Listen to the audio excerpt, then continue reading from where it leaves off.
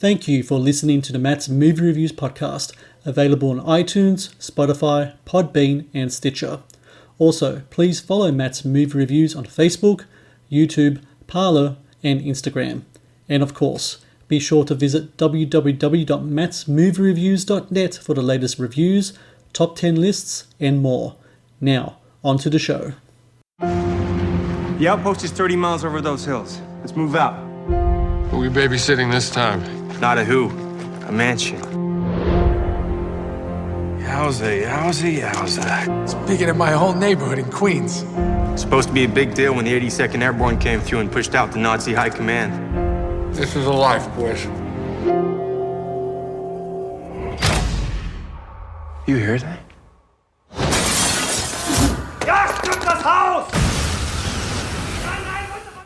Hello and welcome to the Matt's Movie Reviews podcast. I'm your host Matthew Pejkovic and this is episode number 278, releasing on July 17 in virtual cinema screenings, on demand and digital is Ghosts of War, a World War II set horror movie that pits a group of American soldiers against unsettled spirits in a haunted house movie that proves to be both frightening and original. Starring a fine cast of young established talent and featuring a clever script, Ghosts of War is sure to be one of the most talked about films of the year.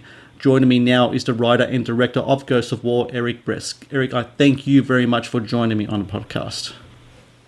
It's a pleasure to be here, Matt. Really appreciate you taking the time to talk to me. Not at all. This is, when I saw the trailer for this film, I thought to myself, what a really original kind of concept. You have these two very distinct genres. You have the World War II movie, the haunted house movie, you mash them together. Such a really clever way of going about things. How did you really come up with the idea to merge these two, as I said, very distinct subgenres? People wouldn't ever think to put them together, but you did. How did that idea come about? You know what? I think there's always been this worm crawling around my brain ever since I saw the movie Platoon. And there's a scene where Charlie Sheen's character is awake while all of his other platoon are asleep, and some people start creeping through the trees, the enemy. And the guy that was supposed to be on watch has fallen asleep. And at that point, it was a horror movie. The boogeyman was in the woods. There was somebody hidden in the shadows, breathing heavily, completely powerless to do anything but watch as they came closer and closer. And it just hit me then, like, all war movies are horror movies at some point, depending on the perspective of what is happening to the character.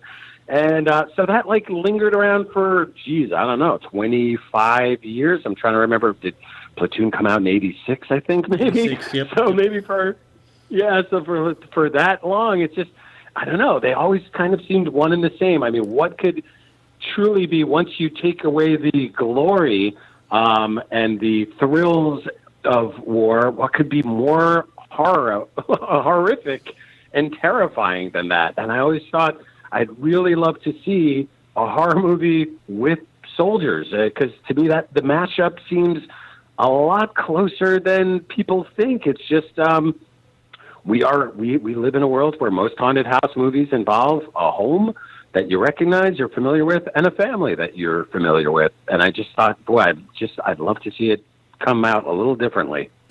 Well, Platoon was based in World War II, during Vietnam, and your movie, Ghosts of War, is in World War II. And it's really interesting that World War II set movies, they're still made at a very kind of routine click.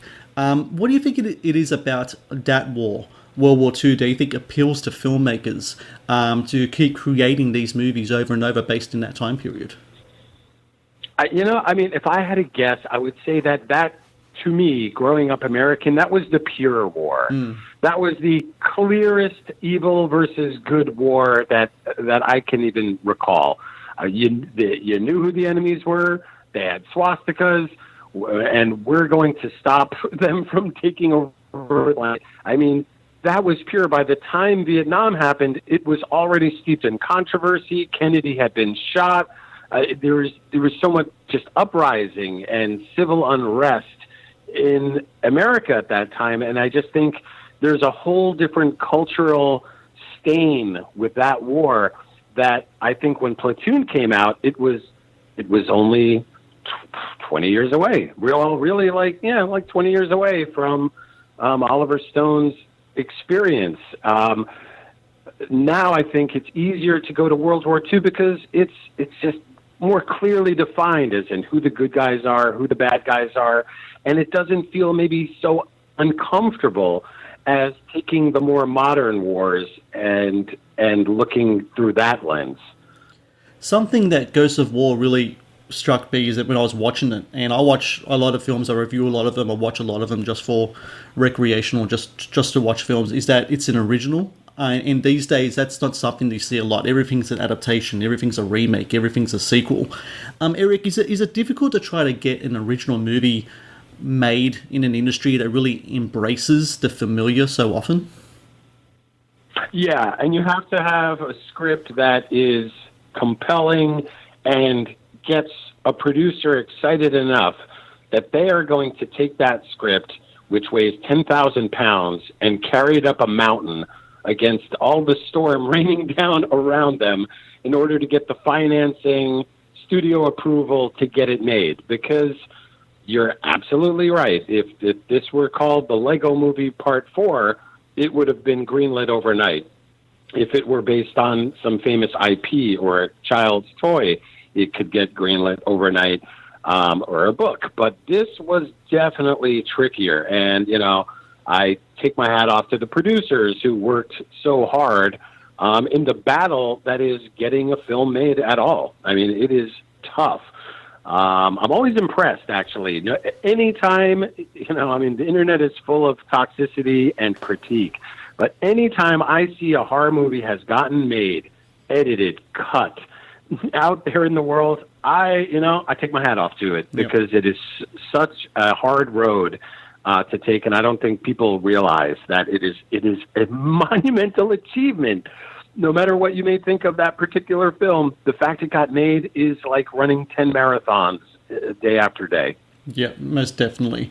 Your script is terrific, and I think that's why you have such a great cast. And just to mention some name stars, Brenton Thwaites, Theo Rossi, Kyle Garner, Skylar Aston. When you watch them on screen together, these are actors around the same age range. You can really sense a kind of camaraderie among them as well, which is exactly what you want in your squad of soldiers in your film.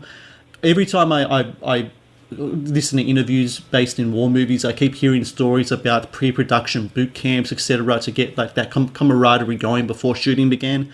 Anything similar like that happen with this film, Eric? Yeah, the guys were all staying at the same, we made sure everyone was at the same hotel and that they were bonding. And we spent a lot of time talking through the characters and talking through the film. We had a consultant who was a Navy SEAL who came out and showed them the weaponry and, how to clear a room, how to walk, how to carry, how do you use a 2-point sling or a 3-point sling?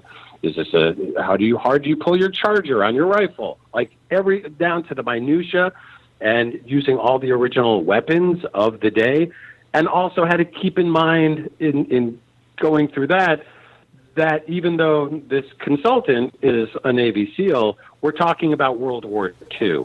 So it was different. It wasn't the slick on-screen cinematic stuff that we see today. It was definitely more, kids who had gone through boot camp and then have been winging it for so long, they may have come up with their own style.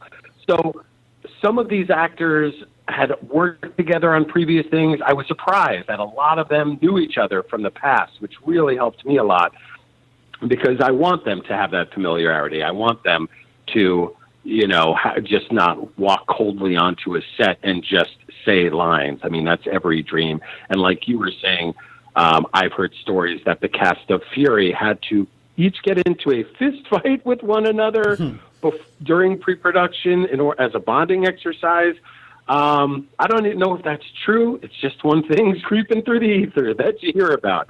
I was not prepared to have my cast beat the shit out of each other, but they already came with a certain camaraderie, and some people have said making movies is war. And, these guys were in it, from the get-go, from their first costume fitting and the mud and the blood, luckily they really fell right into their roles.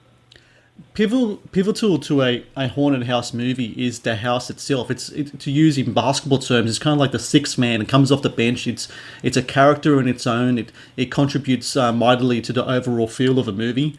Your film has this really kind of great mansion set in the middle of Nazi-occupied France. How much of this place is real? How much of it is a set? Because it really is quite an imposing and really kind of intimidating presence in the film. Well, I don't want to pull back the curtain too far on that, but I will say that, I'll just say it, because if you're listening to this, you deserve to know the truth.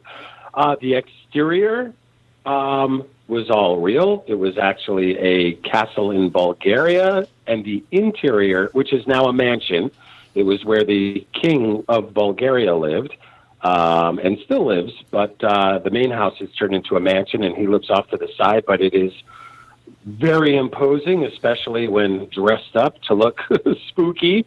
And the interior was done by the amazing Antonello Rubino. He's the production designer, and he and I worked on what we wanted out of the shoot. You know, we wanted a long tracking shot that could take us through the entire mansion in one fluid take, just to lay out the geography at the beginning of the film, so that you kind of get your sense of where everything is as the film unrolls. But that set was built, but it's so fantastic that, I mean, the paint is aged and chipping, and I mean, there were such craftsmen there that you would never know, no matter how close you brought the camera to a wall or a piece of furniture. It was like you were in 1944. No, I thought it was just a terrific set piece myself. It looked awesome, and it works so well with the story as well. This is the first film that you've done as a director. Directed since 2004 with the Butterfly Effect, and I was really curious when you look back at your time. Before that, you were a screenwriter. When you look back in your time as a director on that film compared to the work you were doing on The Ghosts of War, what lessons do you bring from your first feature as a director to this film some 16 years later? Yeah, when my partner then and I, writing and directing partner, J. Mackay Gruber, worked on the Butterfly Effect,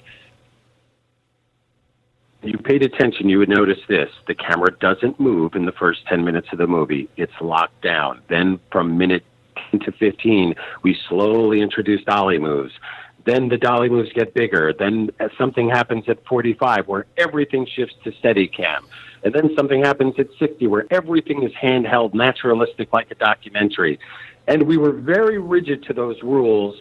And now I'm just talking as a director. Speaking of the cinematography, this had an equally challenging roadmap because it's a bit of a mashup, and I wanted people to feel like in the first part of the movie they're watching Saving Private Ryan for 10 minutes. You should feel familiar with the genre, with the color palette, the how much is handheld, how much is on a techno crane style. But then when we get to a mansion, well, it's got to change, because if you watch The Shining, all of those lockdown shots give the place itself an omnipotence, a sense of dread. It's like you've removed the human handheld experience from the camera, and now something more powerful is showing us what's happening on screen. And so equally throughout this film, there is a cinematic roadmap that sort of helps in transitioning between the genres and then blending them together as the haunted house movie goes off the rails a little bit and things get even more surreal, and just keeping the cinematic language of camera and lighting, keeping the audience connected to the characters first and then the experience that they're having, so that they are connecting on a visceral level with what the characters are going through in the film. Well, just like the Butterfly Effect, I really do think that Ghosts of War is going to be one of those films that's going to last for a very long time. It's going to move on from generation to generation, because I think it's a film that's going to have people talking. It's going to have people do repeated watches. I had to watch it a couple of times myself, and to me, the second time is just as good as the first. And Eric Bress, I just congratulate you on the movie, and for everyone else out there, July 17 on demand, digital, Ghosts of War. I really recommend everyone check it out. And Eric, thank you for your time, and congratulations again with the movie. Thanks again so much, Matt. I really appreciate it. I'm so glad you watched it twice and enjoyed it the time. Thank you. Goodbye. Thank you.